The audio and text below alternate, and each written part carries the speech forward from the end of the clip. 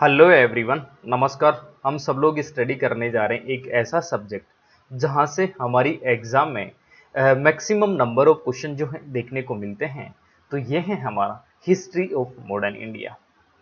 History में भी हम लोग अगर मॉडर्न इंडिया की बात करें तो यहाँ से मैक्सिमम नंबर ऑफ क्वेश्चन आपको एग्जाम में देखने को मिलते हैं। मैं पूरे भरोसे के साथ आपको कह सकता हूँ कि पूरा टॉपिक सुनने और समझने के बाद आपका कॉन्फिडेंस जो है एक बेटर लेवल पे होगा।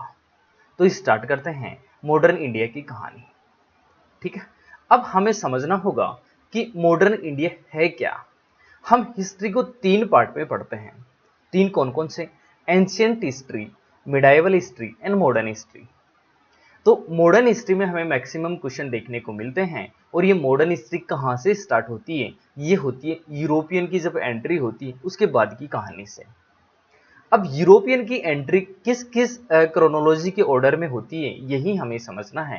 तो यूरोपियन में देखें तो ये पोर्चुगीज सबसे पहले जो हैं ईस्ट इंडिया कंपनी का एस्टेब्लिशमेंट करते हैं। कब करते हैं? 1498 में। ये टाइम पीरियड आपको जो है याद रखना ही रखना है।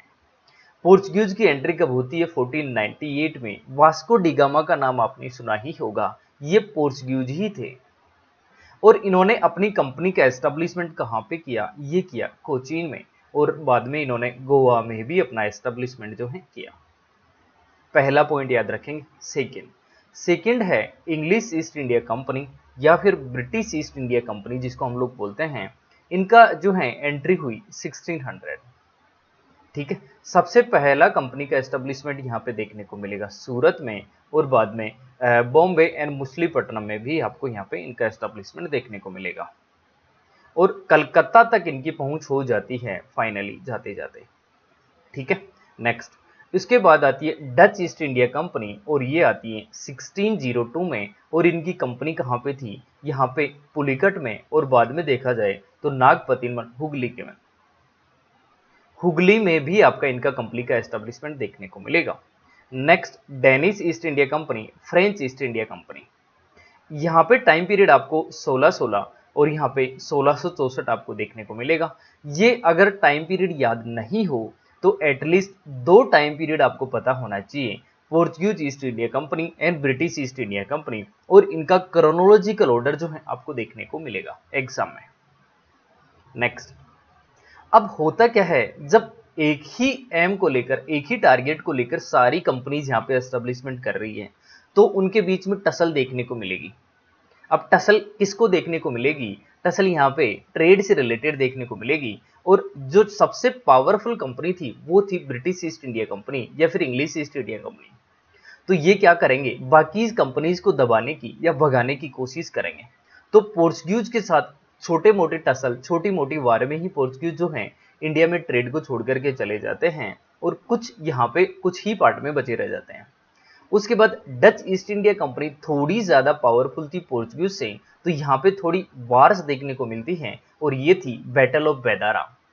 और ये कब हुआ? 1759 यानी 1759 में। ये वार किन किन के बीच में हुई? ये Dutch east India company and British east India company के बीच में हुई। और इसमें कौन विनर रहा? ये British east India company.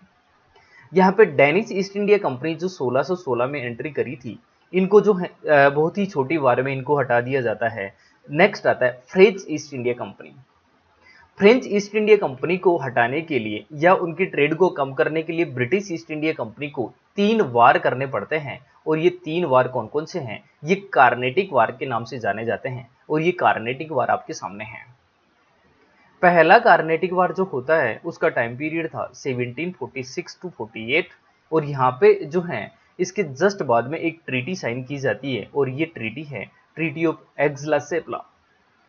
Second Carnatic war का टाइम पीरियड रहता है 1749 टू 1754। और इसके वार के बाद में एक ट्रीटी साइन की जाती है ट्रीटी ऑफ पांडिचेरी।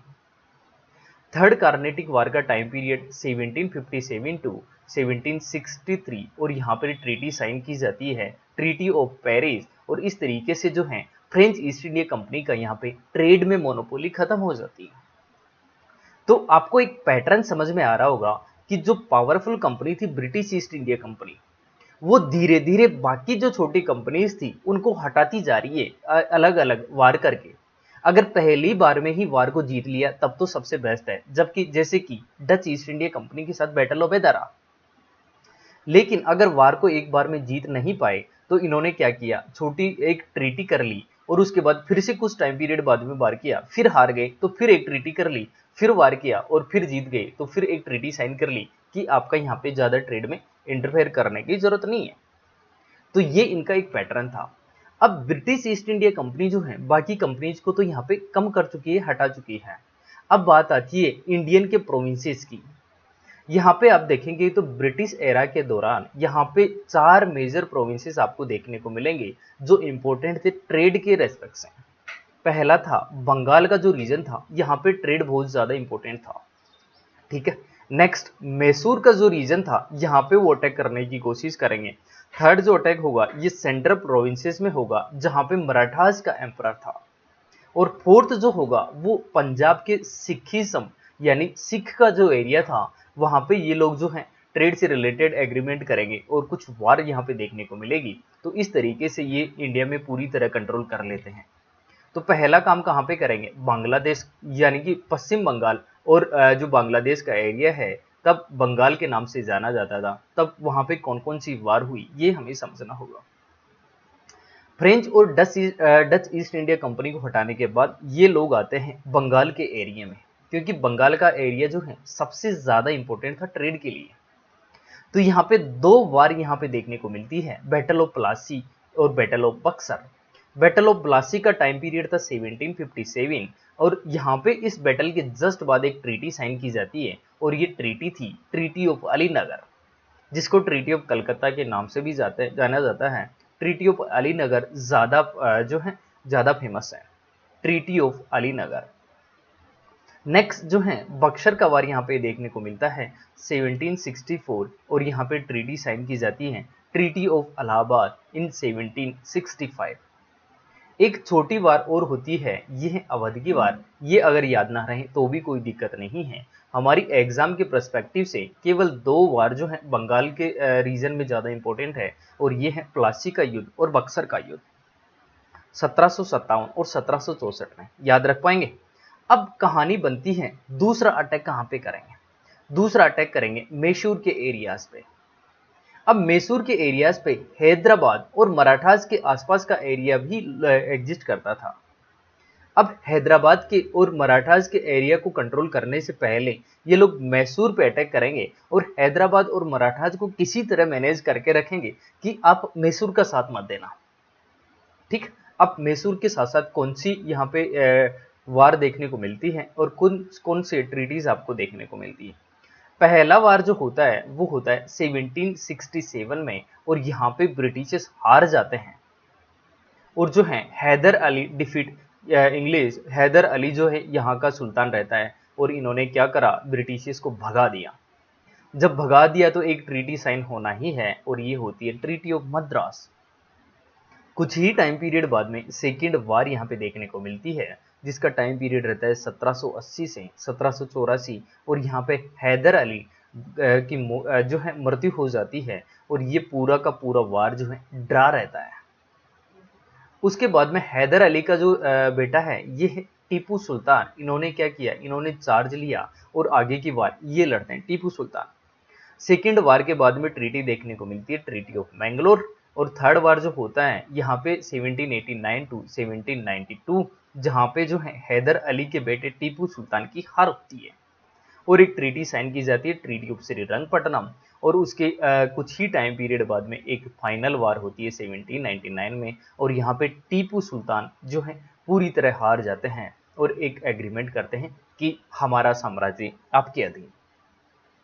हुई पूरी कहानी। तो ये मैसूर के साथ क्या क्या चीजें हुई ये आपके सामने हैं। 3 ट्रीटीज आपको याद रखनी है, treaty of Madras, treaty of Mangalore and treaty of Srirangapatnam, जो कि 3 बार यहाँ पे आपको देखने को मिलेगी, ठीक है। नेक्स्ट अब हम यहाँ पे देख चुके हैं कि जो बंगाल का एरिया है यहाँ पे वो already battle of Plassey and battle of Buxar में जो है यहाँ पे कवर कर चुके हैं। मैसूर का एरिया यहाँ पे 3 ट्रीटीज और 4 वार में वो कवर कर चुके हैं। अब कहानी बनती है सेंट्रल प्रोविंसेस यानी मराठास की रीजन को किस तरीके से कंट्रोल किया जाए। तो थर्ड जो अटैक वो करेंगे मराठास पे, और मराठा के साथ ये लोग जो है 3 वार करते हैं। एंग्लो मराठा वार कौन कौन से हैं? फर्स्ट एंग्लो मराठा वार का टाइम पीरियड था 1775 टू 1782, और यहाँ पे ट्रीटी की जाती है, treaty of Vadgaon. Second Anglo Maratha war यहाँ पे 1803 टू 1805, ट्रीटी ऑफ पूना। और third Anglo Maratha war 1870 to 1880, ये हैं ट्रीटी ऑफ बसीन। तो ये तीनों ट्रीटी आपको याद रखनी है, एंग्लो और मराठा के बीच में जो जो ट्रीटी हुई थी और जो जो वार हुए थे। एक पैटर्न आपको समझ में आना चाहिए कि पहले एक छोटा वार करेंगे, अगर जीत गए तो ठीक है, हार गए तो एक ट्रीटी करेंगे, फिर कुछ टाइम पीरियड बाद में फिर से ऐसा ही करेंगे, ठीक है। अब फोर्थ प्रोविंसेस हमारा बचता है पंजाब का रीजन। बंगाल हो चुका है, मैसूर, हैदर अली, टीपू सुल्तान हो चुके हैं। उसके बाद में मराठाज के साथ 3 ट्रीटीज यहाँ पे आपको देखने को मिली। अब आता है पंजाब का सिख का रीजन। यहाँ पे आपको 2 मेजर जो है वार देखने को मिलेगी। फर्स्ट एंग्लो सिख वार जो है ये 1845 से 1846 तक यहाँ पे जो है लड़ी गई, और ये पंजाब और ब्रिटिश के बीच में लड़ी गई, और यहाँ पे एक ट्रीटी साइन की गई, ट्रीटी ऑफ लाहौर। ये ट्रीटी बहुत ज़्यादा इंपॉर्टेंट है। ट्रीटी ऑफ लाहौर कब की गई? 1846 में। सेकेंड एंग्लो सिख वार जो है वो 1848 टू 49 तक देखने को मिली, और यहाँ पे दलीप सिंह जो हैं यहाँ पे एम्परर थे, ये साम्राज्य इनका था, इनको हरा दिया गया और ब्रिटिश के साथ ये मिल गए। आई बात समझ में? तो ट्रीटी ऑफ लाहौर के टाइम यहाँ पे जो महाराजा रणजीत सिंह थे, किनके जो है इनके पूर्वज थे महाराजा रणजीत सिंह जी, जिन्होंने साइन करी थी ट्रीटी ऑफ लाहौर। इतने पैरामीटर याद रख पाएंगे? तो एक पैटर्न समझ को आना चाहिए आपके कि पहले ब्रिटिश ईस्ट इंडिया कंपनी ने किसको उठाया? डच, फ्रेंच, पोर्क्यूज और डेनिस को उठाया। उसके बाद बंगाल का रीजन में battle of Plassey and battle of Buxar. इसके बाद मैसूर के रीजन पे अटैक करते हैं, मराठास पे अटैक करेंगे, एंड देन सिख के रीजन को जो है अनेक्स करेंगे। इस तरीके से उनका ऑल ओवर इंडिया पे कंट्रोल होता है। तो ये थी पूरी कहानी, किस तरीके से उनका कंट्रोल होता है। अब एक टॉपिक और बनता है जहां से हमारी एग्जाम में क्वेश्चन बनता है, और ये स्टूडेंट्स का सिर दर्द बना हुआ है, ये है रेगुलेटिंग एक्ट। कौन कौन से रेगुलेशन एक्ट है जो हमारी एग्जाम में पूछे जा सकते हैं? देखो, रेगुलेशन एक्ट हर 10 साल में आपको देखने को मिलेंगे, लेकिन हमें याद नहीं करने होते हैं। हमें केवल वहीं पे टारगेट करना है जो हमारी एग्जाम में बार बार पूछे जाते रहे हैं। जैसे थोड़ा सा यहाँ पे क्रोनोलॉजिकल ऑर्डर समझने की कोशिश करते हैं। 1600 यानी 1600 में क्या हुआ? ईस्ट इंडिया कंपनी का इंट्रोडक्शन हुआ। यहाँ पे ईस्ट इंडिया कंपनी जो है ऑब्टेन करती है दीवानी राइट को, और बैटल ऑफ बक्सर यहाँ पे 1764 में देखने को मिलता है। 1773 में जो है पहला रेगुलेटिंग एक्ट देखने को मिलता है। यहाँ पे act of settlement 1781, 1784 Pitt's India act, और यहाँ पे चार्टर एक्ट जो है 1833, और चार्टर एक्ट 1853, और first Indian war of independence 1857। तो इन एक्ट को भी हमें सब नहीं पढ़ना, हमें बहुत ही रेलेवेंट स्टडी करनी है, टू द पॉइंट स्टडी करनी है, जिससे हमें कम से कम पढ़ने पर अधिक से अधिक मार्क आ सकें। ठीक है, अब स्टार्ट करते हैं रेगुलेटिंग एक्ट 1773। तो सबसे पहले तो हमें यह पता होना चाहिए कि इस एक्ट के तहत गवर्नर जनरल ऑफ बंगाल का पोस्ट जो है बनाया गया। बक्सर के युद्ध जो हुआ था कब? 1764 में। वहां पे गवर्नर बिठाया गया बंगाल में, और उस गवर्नर की पोस्ट को कन्वर्ट किया गया गवर्नर जनरल ऑफ बंगाल, और ये कब किया गया? 1773। और first governor general of Bengal कौन थे? Warren Hasting. ये जो हैं ये एक्ट किससे पास किया था? ये पार्लियामेंट किसकी थी? ब्रिटिश की पार्लियामेंट ने ये जो है रेगुलेशन एक्ट पास किया था, और ये ईस्ट इंडिया कंपनी को रेगुलेट करने के लिए ये पर्पज इसका मैक्सिमम था। इसके जस्ट बाद में पिट्स इंडिया एक्ट यहाँ पे आपको देखने को मिलेगा, जो क्या 1773 के एक्ट में कुछ मॉडिफिकेशंस जो हैं यहाँ पे हैं।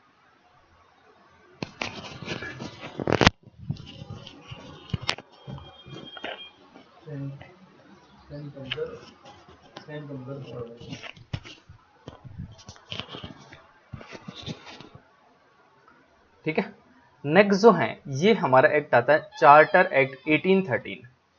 चार्टर एक्ट 1813, यहाँ पे आप देखेंगे कि ट्रेड मोनोपोली जो है कंपनी की, ये है एंड हो जाती है। यहाँ पे कंपनी की ट्रेड की जो है मोनोपोली क्या होती है? एंड होती है।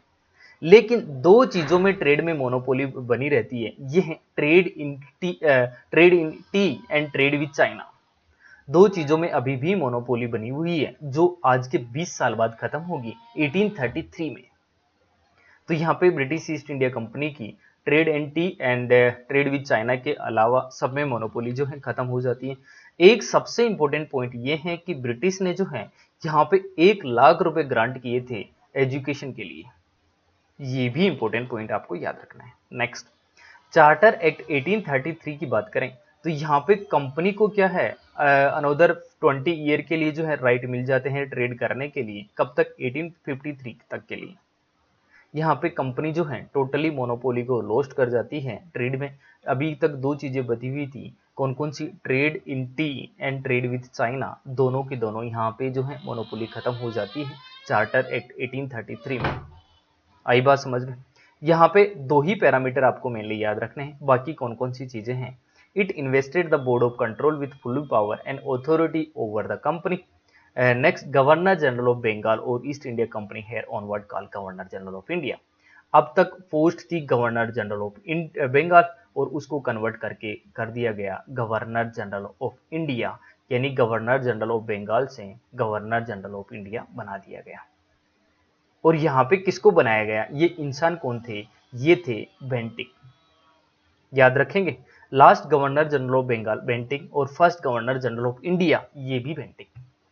ठीक, ये इतनी चीजें आपको याद रखनी है। नेक्स्ट, 1858 के एक्ट की बात करें तो यहाँ पे कंपनी का जो है टोटल ही कंट्रोल आ जाता है किसके अंडर में? ब्रिटिश क्राउन के अंडर में। टोटल कंपनी का कंट्रोल महारानी के अंडर में आ जाते हैं, ब्रिटिश की महारानी के अंडर में, ब्रिटिश क्राउन के अंडर में।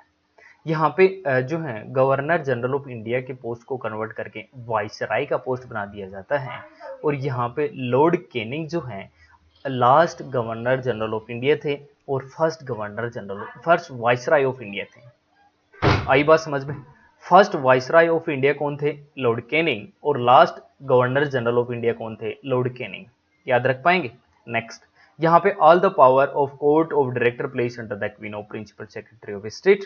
सारे पावर किसके अंडर में आती थी? क्वीन के प्रिंसिपल सेक्रेटरी के अंदर में। यहाँ पे एक स्पेशल जो है काउंसिल का फॉर्मेशन किया गया जिसमें 15 मेंबर ऑफ जो है बनाए गए। और ये किसको रिप्रेजेंट करते थे? ये रिपोर्ट करते थे secretary of state of India को। याद रख पाएंगे 58 के एक्ट के बारे में।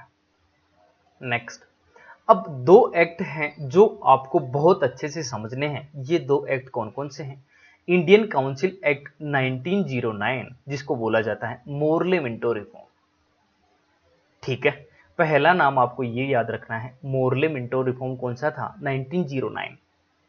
इसके मेन ऑब्जेक्टिव कौन कौन से थे? पहला था expansion in legislative council.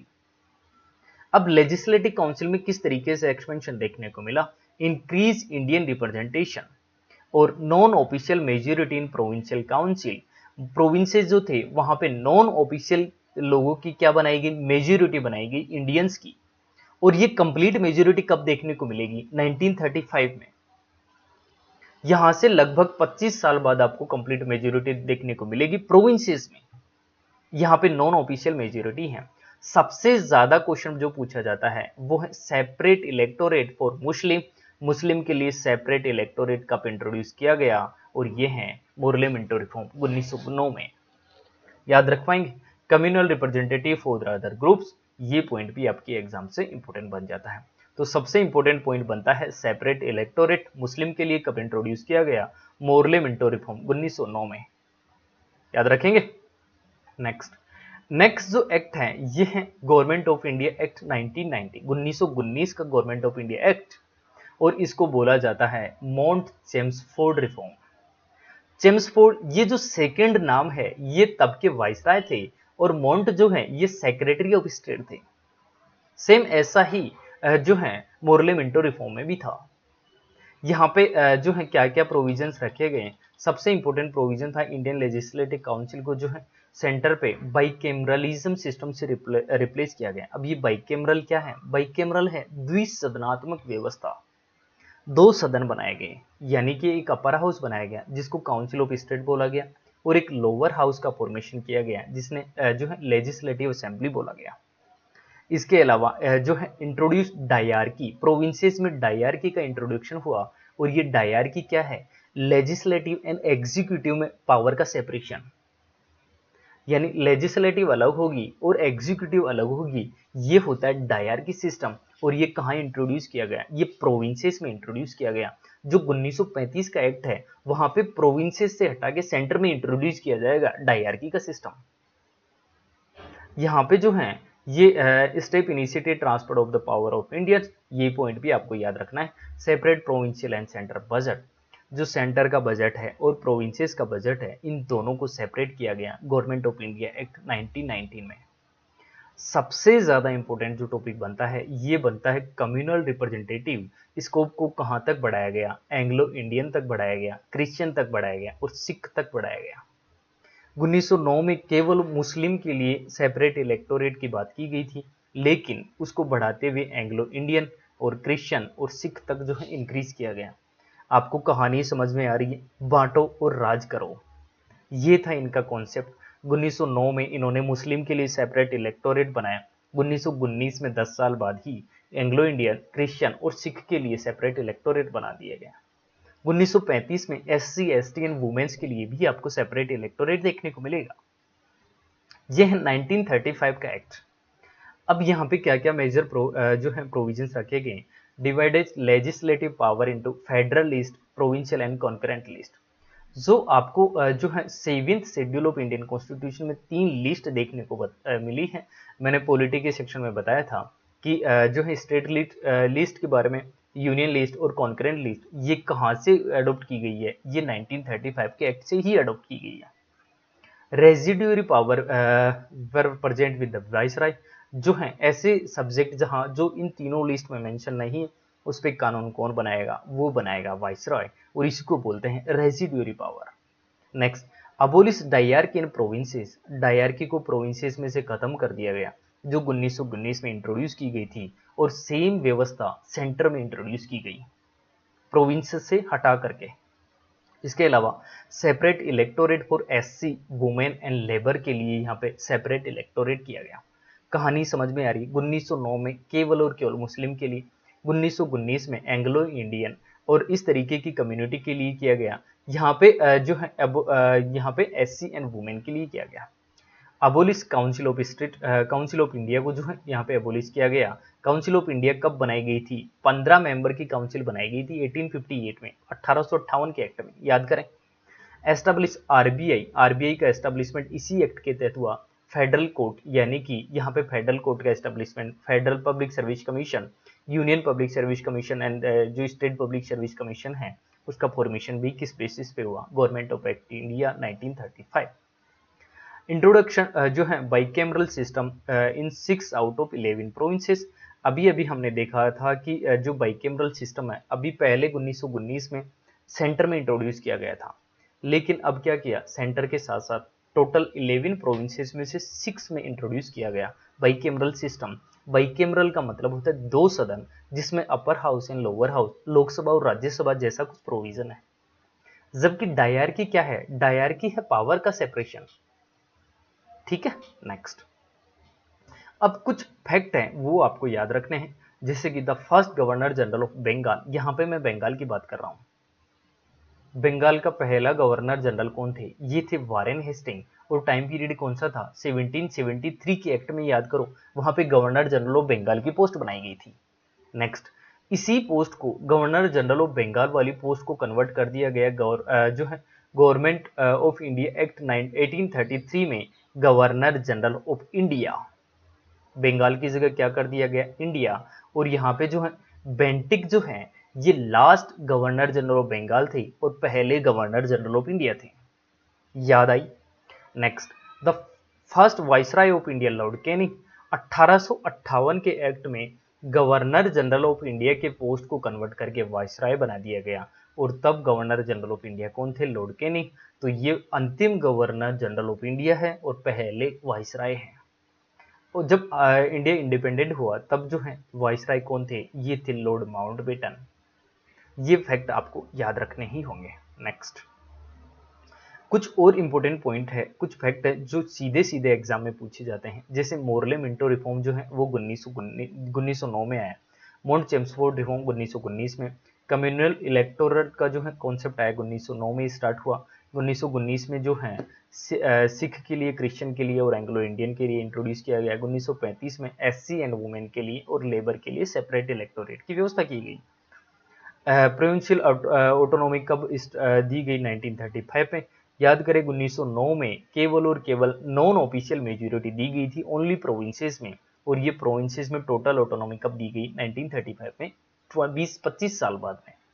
Dyarchy का सिस्टम जो है 1919 में इंट्रोड्यूस किया गया, कहाँ पे? प्रोविंसेस में, और 1935 में प्रोविंसेस में से हटा करके सेंटर में इंट्रोड्यूस किया गया।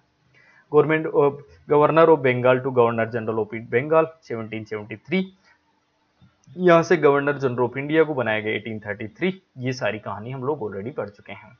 Next, establishment of supreme court Calcutta में एस्टेब्लिशमेंट किया गया 1773 में। एस्टेब्लिशमेंट ड्यूअल गवर्नमेंटशिप, ये है 1784 में। Ended the activity of East India Company as commercial body, ये है 1833 में। कॉमर्शियल बॉडी के रूप में जो है ये कंप्लीटली इनका फिनिश हो गया 1833 में, और ये बाद में पॉलिटिकल और एग्जीक्यूटिव और जो है एडमिनिस्ट्रेटिव बॉडी के तौर पे काम करने लगी, जो कि 1858 तक चलता रहा, और बाद में इनका पूरा कंट्रोल किसके अंडर में आ गया? ब्रिटिश क्राउन के अंडर में। इसके अलावा ओपन कंपटीशन कब स्टार्ट किया गया? ओपन कंपटीशन सिविल सर्विसेज के लिए स्टार्ट किया 1853 में। Separate the legislative and executive को सेपरेट कब किया गया? 1853 में। End of monopoly in trade with China, ये 1833 में। सारे ट्रेड की मोनोपोली कब खत्म हुई? 1813 में, 1813 में। लेकिन दो चीजें बची हुई थी, trade with China and trade in tea. इन दोनों की मोनोपोली कब खत्म हुई? 20 साल बाद, 1833 में। End of monopoly in trade except tea and China, ये है 1830। रिकॉग्नाइज द पोर्टफोलियो सिस्टम, ये है 1861। पोर्टफोलियो से मतलब है जैसे मिनिस्ट्रीज का डिवीजन होता है, जैसे प्राइम मिनिस्टर मिनिस्ट्रीज का डिवीजन करता है कि ये फाइनेंस मिनिस्टर है, ये होम मिनिस्टर है, ये जो है डिफेंस मिनिस्टर है, तो इस पूरे सिस्टम को पोर्टफोलियो सिस्टम बोला जाता है। और इसका इंट्रोडक्शन कब हुआ? ये हुआ 1861 में। याद रख पाएंगे इतनी चीजें? नेक्स्ट, अब कुछ इंडियन नेशनल कांग्रेस के सेशन हैं, वो भी आपको याद रखने हैं। एग्जाम में इंडियन नेशनल कांग्रेस के सेशन एग्जाम में पूछे जाते हैं। तो एक मिनट,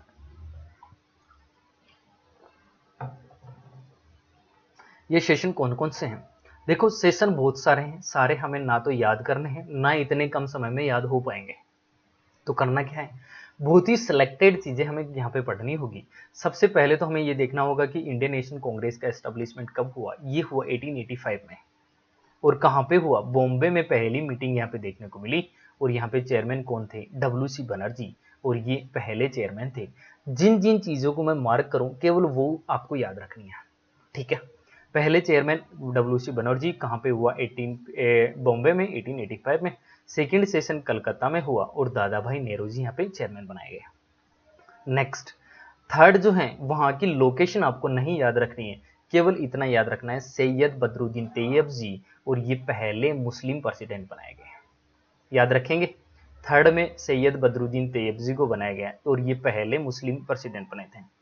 फोर्थ में आपको ना लोकेशन याद रखनी है, ना टाइम पीरियड याद रखना है, केवल जॉर्ज यूले नाम याद रखना है, और ये इंग्लिश प्रेसिडेंट थे पहले। पहले ऐसे प्रेसिडेंट थे जो आउट ऑफ इंडिया से रहने वाले थे, यानी पहले ब्रिटिश प्रेसिडेंट कौन थे? ये थे जॉर्ज यूले। इसके अलावा कौन कौन से सेशन के प्रेसिडेंट और लोकेशन हमें याद रखनी है, ये हम लोग डिस्कस करते चलेंगे जैसे जैसे हमारी एग्जाम के क्वेश्चन का पैटर्न है उसी के अकॉर्डिंग, ठीक है। नेक्स्ट, और कौन से इंपॉर्टेंट सेशन बनते हैं? यहाँ पे जो सेशन बनता है ये बनता है 1896, यानी 1896 का जो सेशन है उसका टाइम पीरियड याद रखना है, ना तो चेयरमैन याद रखना है, ना ही जो है लोकेशन याद रखनी है। और ये वंदे मातरम यहाँ पे पहली बार गाया गया था। कब गाया गया था? 1896 में, ठीक है। नेक्स्ट, और कौन कौन से सेशन? सारे सेशन ना याद हो पाएंगे, ना हमें याद करने हैं। अब 3 सेशन हमें कंटिन्यू याद होने चाहिए, और ये है 1905, 1906 और 1907 के सेशन। 1905 के सेशन में ऐसा क्या हुआ था? ये सेशन हुआ था 1905 में बनारस में, और यहाँ पे गोपाल कृष्ण गोखले जो है प्रेसिडेंट थे। और यहाँ पे the Congress express regiment of against the partition of Bengal. Bengal का पार्टीशन जो है लॉर्ड कर्जन द्वारा किया जा रहा था 1904 से ही, तो उसका जो है अगेंस्ट बात करी गई, अगेंस्ट रिजोल्यूशन पास किया गया, गोपाल कृष्ण गोखले यहाँ पे चेयरमैन बनाए गए। तो 1905 में बनारस में गोपाल कृष्ण गोखले याद रखेंगे। 1906 का सेशन आपको याद रखना ही होगा। 1906 का सेशन है कलकत्ता में, और यहाँ पे श्री दादा भाई नेहरू को प्रेसिडेंट बनाया गया, और स्वराज वर्ड को पहली बार मेंशन किया गया। स्वराज वर्ड को पहली बार मेंशन कब किया गया? 1906 में, और कलकत्ता में दादा भाई नौरोजी के अंडर में। नेक्स्ट 1907 में सूरत में जो है सेशन का आयोजन किया गया, और यहाँ पे रास बिहारी घोष को प्रेसिडेंट बनाया गया, और यहाँ पे split in Congress, two part में कांग्रेस टूट जाती है, जिसमें गरम दल और नरम दल यानी कि जो है एक्सट्रीमिस्ट यहाँ पे जो है अलग हो जाते हैं, जिसमें बाल गंगाधर तिलक और इस तरीके के लोग थे। तो आपको ये तीनों सेशन 1905, 6, 7 बनारस, कलकत्ता, सूरत, जीडीबी यानी कि जी से मेरा मतलब है गोपाल कृष्ण गोखले, बी से दादा भाई नौरोजी, और यहाँ पे जीडीआर जो है, बी जो है वो है रास बिहारी घोष। जीडीबी आपको ये याद रखना है, गोपाल कृष्ण गोखले, दादा भाई नौरोजी एंड बिहारी घोष।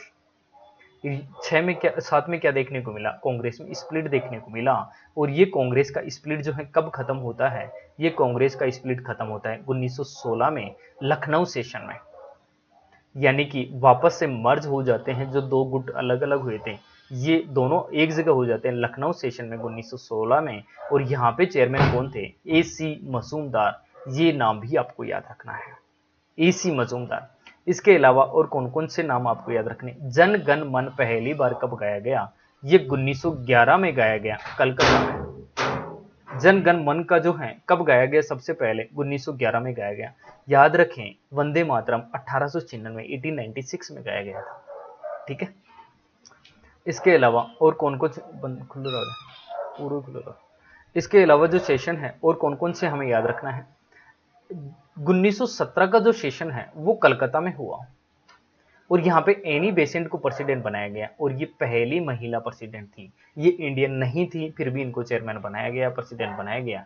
तो पहली महिला अध्यक्ष कौन थी कांग्रेस की? ये थी एनी बेसेंट, और इनको 1917 में बनाया गया। इसके अलावा जो है और कौन कौन सी चीजें आपको याद रखनी है? इंडियन वुमेन प्रेसिडेंट कौन थी? ये थी सरोजिनी नायडू, याद रखेंगे। नेक्स्ट, और कौन कौन से सेशन है? 1925 में सरोजिनी नायडू को प्रेसिडेंट ऑफ कांग्रेस बनाया गया, और ये first president of Indian national Congress थी। नेक्स्ट, और कौन सी चीजें आपको याद रखनी है? सुभाष चंद्र बोस से रिलेटेड दो सेशन हैं, ये दोनों हरिपुरा एंड त्रिपुरा में जो है आयोजित हुए थे, सुभाष चंद्र बोस से रिलेटेड। और जब लास्ट सेशन हुआ, last session before the independence, और ये जो है किसने प्रेसाइड किया था? आचार्य कृपलानी ने। याद रखेंगे इतनी चीजें। नेक्स्ट, अब गांधी जी से रिलेटेड कुछ इंपोर्टेंट जो हैं यहाँ पे आपको मूवमेंट देखने को मिलेंगे। तीन शुरुआत के जो इनिशियल स्टेज के तीन मूवमेंट हैं वो आपको जरूर याद रखने हैं। पहला जो था वो था चंपारण का मूवमेंट, जो कि हुआ 1916 में, और ये चंपारण बिहार में पड़ता है। और एक नाम आपको जरूर याद रखना है, ये है राजकुमार शुक्ला जी। राजकुमार शुक्ला जी ने इनको क्या किया था? महात्मा गांधी को इनवाइट किया था ये जो है मूवमेंट में हिस्सा लेने के लिए। तो राजकुमार शुक्ला जरूर याद रखना है, 1916, और ये चंपारण बिहार में लोकेटेड है। ये गांधी जी का जो है पहला मास स्ट्रगल था। दूसरा कौन सा था? 1917 में दूसरा था गुजरात के खेड़ा में।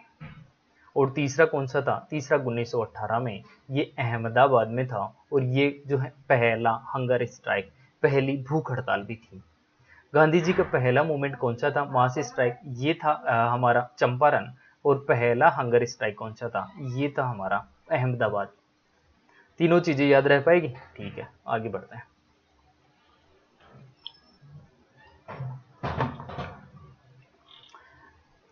कुछ चीजों के ऑर्डर आपको याद रखने हैं जो हमारे इंडिपेंडेंट मूवमेंट में इवेंट हुए, उनके ऑर्डर से रिलेटेड भी बहुत बार क्वेश्चन पूछा जाता है, तो ये आपको जरूर याद रखना है। चीजें बहुत सिंपल है, एक कहानी के तरीके से सुनते जाएं तो काम हो जाएगा। 1857 में आपको एक रिवोल्ट देखने को मिलता है जिसको 1857 की क्रांति के नाम से जाना जाता है। 1864 में establishment of scientific society by Syed Ahmad, ये नाम भी आपको याद रखना है। सैयद अहमद ने क्या किया? साइंटिफिक सोसाइटी का एस्टेब्लिशमेंट किया 1864 में। 1875 में क्या किया, थियोसोफिकल सोसाइटी, जिससे एनी बेसेंट जुड़ी हुई थी। Annie Besant first women president of Congress, और ये कब थी, 1917 में। याद आ रही है चीजें। नेक्स्ट 1876 में जो है वर्नाकुलर प्रेस एक्ट यहाँ पे लाया गया, और ये किसने लाया था, ये लॉर्ड लिटन ने लाया था। याद करें, लॉर्ड रिपन जो हैं इसके 4 साल बाद आते हैं, और इन्होंने क्या किया, वर्नाकुलर प्रेस एक्ट को जो है वापस ले लिया। इसीलिए लॉर्ड रिपन को प्रेस का मुक्तिदाता बोला जाता है। तो लॉर्ड लिटन ने क्या किया था, वर्नाकुलर प्रेस एक्ट को इंट्रोड्यूस किया था, जबकि हटाया किसने, रिपन, रिपन ने इसको हटाया था 1880 में। 82 में हंटर कमीशन जो है उसका यहाँ पे एस्टेब्लिशमेंट हुआ, जो कि एजुकेशन से रिलेटेड था। हंटर कमीशन, ये हमारी एग्जाम में पूछा गया क्वेश्चन है। हंटर कमीशन किससे रिलेटेड था, ये एजुकेशन से रिलेटेड था। 1883 में इल्बर्ट बिल इंट्रोड्यूस किया गया, और ये कौन थे इंट्रोड्यूस करने वाले, लॉर्ड रिपन। नेक्स्ट 1885 में जो है कांग्रेस का एस्टेब्लिशमेंट हुआ। अभी अभी हमने बात की कि पहला जो है सेशन यहाँ पे बॉम्बे में हुआ, और किसने प्रेसाइड किया, ये थे डब्ल्यू.सी. बनर्जी। 1897 में रामकृष्ण मिशन का एस्टेब्लिशमेंट हुआ, किसने एस्टेब्लिश किया था, ये है स्वामी विवेकानंदा ने। 1905 में बंगाल का पार्टीशन हमें देखने को मिला, और पार्टीशन किसने किया था, लॉर्ड कर्जन ने। याद करें, 1905 का जो बनारस का सेशन था, उसमें जो है बंगाल के विभाजन से लेकर के उसके विरोध में एक रेजोल्यूशन पास किया गया था, जिसमें गोपाल कृष्ण गोखले चेयरमैन थे, प्रेसिडेंट थे। 16 अक्टूबर 1905 को पार्टीशन ऑफ बंगाल किया गया। ये डेट आपको याद रखनी है, 16 अक्टूबर 1905। 31 दिसंबर 1905 को ऑल इंडिया मुस्लिम लीग जो है उसका एस्टेब्लिशमेंट हुआ, और ये कहाँ पे हुआ, ढक्का में। ठीक है। 1907 में सूरत में यहाँ पे आपको कांग्रेस में जो इंडियन नेशनल कांग्रेस थी उसमें स्प्लिट देखने को मिला, और यहाँ पे जो सेशन कहाँ पे हुआ था, ये सूरत में हुआ था, और यहाँ पे चेयरमैन कौन थे, रास बिहारी घोष। ठीक है। 11 अगस्त 1908 को क्या हुआ, 11 अगस्त 1908 को हुआ एग्जीक्यूशन ऑफ खुदीराम बोस। खुदीराम बोस को फांसी दे दी गई। 1909 में मॉडलेमेंटो रिफॉर्म की बात हम लोग कर चुके हैं। 1910 में इंडियन प्रेस एक्ट यहाँ पे लाया गया। याद करें, वर्नाकुलर प्रेस एक्ट किसने लाया था, लॉर्ड लिटन ने 1876 में, 1876 में। 1911 में cancellation of the partition of Bengal, जो कि 1905 में पार्टीशन किया गया था बंगाल को, उसको कैंसिल किया गया 1911 में। अप्रैल 1916 में establishment of home rule by बाल गंगाधर तिलक। यहाँ पे होम रूल मूवमेंट किसके द्वारा इनिशिएट किया गया था, ये बाल गंगाधर तिलक और एनी बेसेंट के द्वारा किया गया था। एनी बेसेंट जो है वो फर्स्ट वुमेन प्रेसिडेंट थी कांग्रेस की 1917 के सेशन में। दिसंबर 1916 में लखनऊ पैक्ट यहाँ पे साइन किया गया, जिसमें जो कांग्रेस का स्प्लिट हुआ था उसको वापस से मर्ज किया गया। स्प्लिट कब हुआ था, स्प्लिट हमें देखने को मिला था 1907 में, और वापस मर्ज कब हुआ, 1916 में। और यहाँ पे प्रेसिडेंट कौन थे, ए.सी. मजूमदार। ठीक है। 1917 में कहानी बनती है चंपारण सत्याग्रह की, जो कि गांधी जी का पहला मूवमेंट था। 1918 में establishment of Madras labour union. 1919 में अमाउंट की चम्सफोर्ड रिफॉर्म आता है यहाँ पे। 16 फरवरी 1919 रोलेट एक्ट पास किया जाता है। ये डेट भी आपको एग्जैक्ट याद होनी चाहिए। ठीक है। इसके अलावा यहाँ पे 1919 में जलियांवाला बाग यहाँ पे होता है, ये 13 अप्रैल 1919 को होता है। ये डेट भी आपको याद रखनी है। नॉन कोऑपरेशन मूवमेंट, जिसको एनसीएम भी बोला जाता है, इसका टाइम पीरियड था 1920 से 1922। यहाँ पे एक डेट सहित आपको चीजें याद रखनी है, ये है 5 फरवरी 1922। और यहाँ पे क्या हुआ था, चोरी चोरा जो यहाँ पे कांड हुआ था, इसका नाम भी चेंज कर दिया गया है। तो ये आपको याद रखना है, चोरी चोरा नाम की एक जगह है, वहां पे जो है मूवमेंट देखने को मिला। और ये टाइम कौन सा था, 5 फरवरी 1922। इसके जस्ट बाद जो एनसीएम हुआ था, नॉन कोऑपरेटिव मूवमेंट, इसको जो है रोक दिया गया महात्मा गांधी जी के द्वारा। यहाँ पे 1922 टू 23 में establishment of Swaraj party. Swaraj party का एस्टेब्लिशमेंट किसने किया था, ये हमें इसमें नहीं जाना, लेकिन इतना याद रखना चाहिए कि स्वराज पार्टी का एस्टेब्लिशमेंट किस टाइम पीरियड में हुआ था, 1922 में। 1925 में काकोरी कॉन्स्पिरेसी यहाँ पे हुई। 1927 में एस्टेब्लिशमेंट ऑफ साइमन कमीशन आपको देखने को मिला। 28 में assassination of the Saunders by the Bhagat Singh. और यहाँ पे नेहरू रिपोर्ट आती है। नेहरू रिपोर्ट कौन सी थी, नेहरू रिपोर्ट जवाहरलाल नेहरू जी की रिपोर्ट नहीं, ये जो है इनके पिता की रिपोर्ट थी, नेहरू रिपोर्ट। ठीक है। यहाँ पे 3 फरवरी 1928 को Simon commission arrive in India. ये डेट आपको नहीं याद रही कोई दिक्कत नहीं, लेकिन आपको ये टाइम पीरियड पता होना चाहिए कि 1927-28 का टाइम पीरियड था जहाँ पे साइमन कमीशन का इंट्रोड्यूस हुआ। 1929 1929 में पूर्ण स्वराज जो है उसका डिक्लेरेशन हुआ, किसमें? लाहौर सेशन में, और ये आपको याद रखना है। 8 फरवरी 1929 bombing in central legislative assembly by Bhagat Singh and Batukeshwar Dutt, ये टाइम पीरियड भी आपको याद रखना है। 18 अप्रैल 1930 चिटगांव आर्मी रेड यहाँ पे आपको देखने को मिलती है। यहाँ पे सिविल डिसोबीडियंस में मूवमेंट CDM के नाम से भी जाना जाता है। याद करें NCM कौन सा था 1920 से 1922 तक, और CDM कौन सा है? ये सिविल डिसोबीडियंस मूवमेंट। ये दोनों मूवमेंट गांधी जी के द्वारा जो है नेतृत्व किया गया था, और यहाँ पे दांडी यात्रा की गई, और दांडी यात्रा का स्टार्ट किया गया 12 मार्च 1930 और एंड कब हुआ? 6 अप्रैल 1930 को। 6 अप्रैल 1930 को ये दांडी मार्च का एंड हुआ। ये टाइम पीरियड आपको याद रखना है, 12 मार्च से 6 अप्रैल तक का। याद रख पाएंगे? पहली राउंड टेबल कॉन्फ्रेंस हुई 1930 में, 1931 में गांधी इरविन पैक्ट होता है, और ये कराची सेशन यहाँ पे आपको देखने को मिलता है। 1931 में राउंड टेबल कॉन्फ्रेंस सेकंड होता है, 1932 में पूना पैक्ट होता है, और यहाँ पे थर्ड राउंड टेबल कॉन्फ्रेंस आपको देखने को मिलती है। थर्ड राउंड टेबल कॉन्फ्रेंस 1932 में। 1935 में जो है गवर्नमेंट ऑफ इंडिया एक्ट का जो है इंट्रोड्यूस होता है, यहाँ पे लाया जाता है। गवर्नमेंट ऑफ इंडिया एक्ट में कौन कौन से प्रोविजन थी, ये बात हम लोग ऑलरेडी पढ़ चुके हैं। इसके अलावा 22 जून 1939 को जो है ऑल इंडिया फॉरवर्ड ब्लॉक का फॉर्मेशन किया जाता है सुभाष चंद्र बोस के द्वारा। अगस्त प्रस्ताव आता है अगस्त 1940। ये डेट आपको नहीं याद हो तो कोई दिक्कत नहीं है, लेकिन ये 1940 का टाइम पीरियड आपको पता होना चाहिए। जो है लॉर्ड लिंगलिथ को द्वारा जो है ये ऑफर इंट्रोड्यूस किया गया था, अगस्त इंट्रोड्यूस। 1942 में क्विट इंडिया मूवमेंट, भारत छोड़ो आंदोलन यहाँ पे लाया गया। 1942 में ही क्रिप्स मिशन जो है उसका इंट्रोड्यूस हुआ। Establishment of Indian independence league, formation of Azad Hind Fauj, और ये कब हुआ? 1 सितंबर। ये डेट आपको जरूर याद रखनी है, 1 सितंबर 1942, जब जो है आजाद हिंद फौज का फॉर्मेशन हुआ। 1945 में वोवेल प्लान का जो है अनाउंस हुआ, और शिमला कॉन्फ्रेंस यहाँ पे आपको देखने को मिलेगी। 1945 में वोवेल प्लान यहाँ पे है। 1946 में कैबिनेट मिशन, जिसके बेसिस पे जो है कॉन्स्टिट्यूएंट असेंबली बनाएगी। पहले ही चैप्टर में हमने पॉलिटी में पढ़ा था कि कॉन्स्टिट्यूएंट असेंबली किस प्लान के बेसिस पे बनाई गई। ये था हमारा कैबिनेट मिशन, जो कि 1946 में इंट्रोड्यूस किया गया। यहाँ पे बात करें जून 1947 में माउंटबेटन प्लान, जिसको 3 जून प्लान भी बोला जाता है, जिसमें इंडिया के पार्टीशन से रिलेटेड प्लान बनाया गया था। इसको 3 जून प्लान या माउंटबेटन प्लान के नाम से जाना जाता है। ये 3 जून 1947 को इंट्रोड्यूस किया गया। 1947 में इंडियन इंडिपेंडेंस एक्ट लाया गया, और इस तरीके से 15 अगस्त 1947 यानी 15 अगस्त 1947 को भारत पूरी तरह आज़ाद हो जाता है। ये थी कहानी हमारी जो है हिस्ट्री ऑफ मॉडर्न इंडिया की। आई होप आपको पसंद आई होगी। ये सारे पैरामीटर की कहानी अगर आपको पता है, समझ में आई है, और इसको समझने की अगर आपने कोशिश की है, तो डेफिनेटली आप लोगों को क्लास जो है पसंद आएगी। मिलते हैं नेक्स्ट क्लास में एक नए चैप्टर के साथ, तब तक के लिए बाय।